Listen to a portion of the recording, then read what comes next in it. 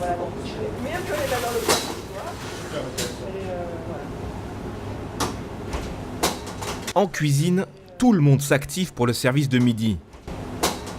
Dans quelques minutes, plus de 300 élèves de primaire et de maternelle vont investir le réfectoire. Aujourd'hui, comme dans tous les restaurants scolaires d'Antibes, c'est une des nombreuses journées où on sert du bio. Chaque année, la part du bio dans la composition des menus augmente et depuis 3 ans, le lycée horticole d'Antibes fournit une partie des légumes bio. L'idée, c'était de proposer d'autres produits d'origine bio et d'augmenter l'offre bio en général sur nos menus. Aujourd'hui, l'offre bio représente à peu près 18% des produits qui sont consommés par les enfants. Plus de 5000 repas servis chaque jour dans les 17 restaurants scolaires d'Antibes. Aujourd'hui, le menu est entièrement bio. Pour les écoliers de primaire ou de maternelle, le menu est identique. Le steak haché frites ou les pâtes ne font plus recette. Ici, on élabore des menus équilibrés et variés, ce qui n'est pas pour déplaire aux enfants. Bon, en tout cas, vous mangez bien là, ça a l'air d'être bon. Vous aimez bien ce qu'il y a à la cantine? C'est super. On leur fait goûter et ça arrive très souvent qu'en goûtant, du coup ils adorent ce qu'ils mangent et ils en reprennent plusieurs fois. Les élèves de maternelle, qui sont connus pour être plus difficiles, semblent apprécier le poulet bio au pleurote. Tu en veux? Beaucoup. Et tu veux un champignon avec? Oui. Et voilà, regarde, je t'ai mis le petit champignon. Allez. Qualité, équilibre des menus, fraîcheur et maîtrise des produits sont les leitmotifs de la direction de la restauration scolaire d'Antibes. Aujourd'hui, le bio ultra local est entré en force dans la composition des menus. Il y a 3 ans, on a décidé de se rapprocher du lycée horticole pour proposer à nos enfants des produits de proximité, locaux et d'origine biologique. On a créé ce lot spécifique de fruits et légumes de proximité avec des exigences très particulières. Et là, le critère fraîcheur, c'était entre le délai de la cueillette et le délai de la livraison. Et par rapport à ces critères d'exigence qualité, le lycée horticole a obligatoirement et évidemment eu le marché. Donc le bio, oui, mais le bio de proximité. L'aventure bio débute ici, au lycée horticole d'Antibes Vert d'Azur. Une grande partie des 10 hectares de l'établissement scolaire est dédiée au maraîchage. Sous serre ou à ciel ouvert, les légumes sont choyés et poussent tranquillement sous la vigilance de Valentin, le responsable du maraîchage. Pas de place au hasard, la chaîne de production bio est maîtrisée de bout en bout et ça commence par une graine. On est dans la serre des semis en biologique. Au lycée horticole d'Antibes, on est autonome dans la production des plantes. C'est-à-dire, on achète nos graines, on sème nos graines et après, on plante dans les potagers, on récolte. Les semis sont effectués pendant pratiquement toute l'année. Les premières semaines de pousse sont essentielles. Les plants vont pouvoir se fortifier sans être dérangés par les mauvaises herbes ou les parasites. Gérer ces semis, c'est s'assurer une rentabilité de plus de 95%.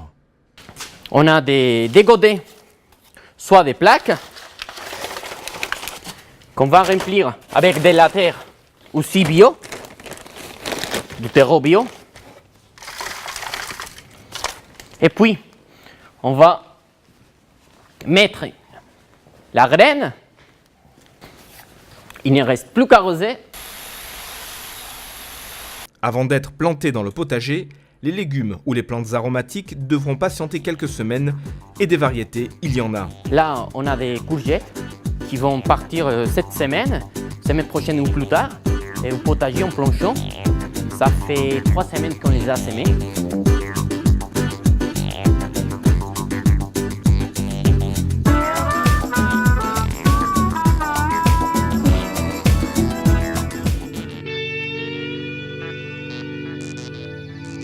Afin de répondre à la demande de la municipalité et avoir la capacité de produire toute l'année, le lycée a investi dans une serre. 1000 m² de culture 100% bio et un système d'arrosage ingénieux. Ici, on récupère l'eau. On a des serres ici et en bas. Quand il pleut, tout l'eau, on les récupère dans une cuve qu'on a ici. Et du coup, après, grâce à ces eaux de pluie, on arrose. On a une pompe, un filtre et on récupère l'eau de pluie. Ce qui fait qu'on est en compromis avec les milieux naturels.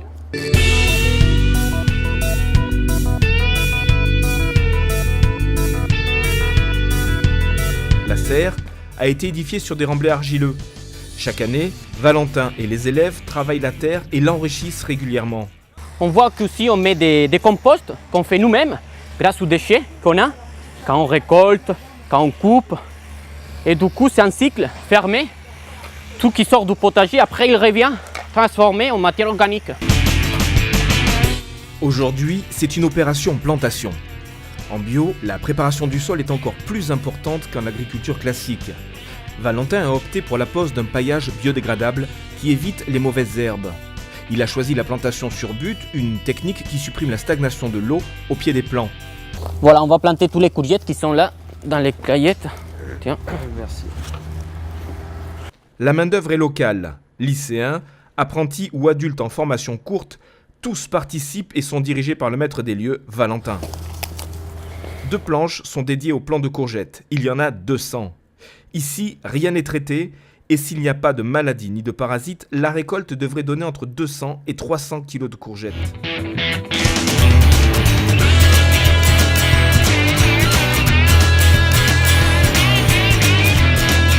La récolte devient possible. Chaque semaine, Valentin estime les volumes. Il y aura 20 bottes de radis, 40 kilos de courgettes. Il les transmet à la directrice d'exploitation.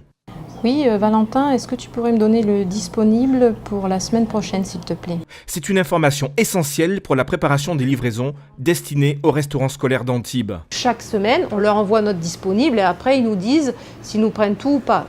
Et en fin de semaine, le jeudi ou le vendredi, ils nous envoient la répartition par école.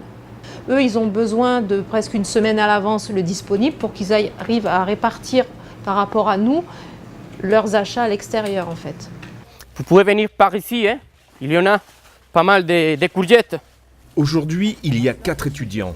Avec ce précieux soutien, Valentin doit récolter dans la journée l'ensemble de la production qu'il avait estimée 4 jours auparavant. La cueillette doit s'effectuer rapidement, mais sans précipitation.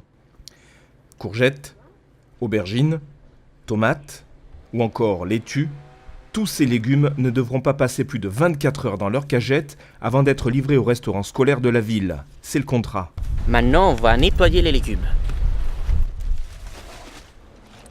Seuls les légumes qui poussent au ras du sol ou dans le sol sont lavés.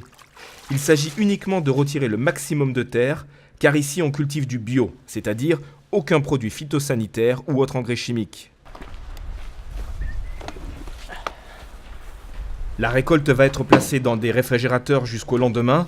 Pendant ce temps, dans les bureaux, Cathy Fontana et son équipe traitent les bons de commande.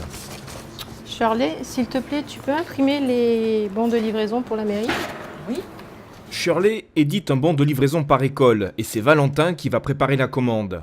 5 kilos d'aubergines, 30 de concombres et 20 de courgettes à préparer et à livrer à l'école Jean Moulin pour demain.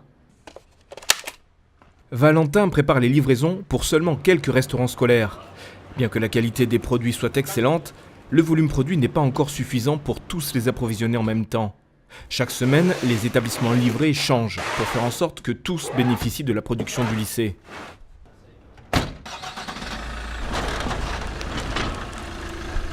C'est lycée horticole, c'est pour des légumes bio. La tournée commence. 3 établissements seront livrés ce matin. Toute l'année, il y a une livraison par semaine. En période estivale, il y en a 2 par semaine pour les centres de loisirs. Voilà, C'est tout là? tout est là. Voilà. D'accord. Après l'école du Cap, le livreur continue sa tournée. Alors, Roger Cardi, et la dernière, ce sera le chemin de Saint-Claude. Quant aux légumes, ils sont immédiatement stockés dans un réfrigérateur en attendant de finir dans les assiettes des écoliers.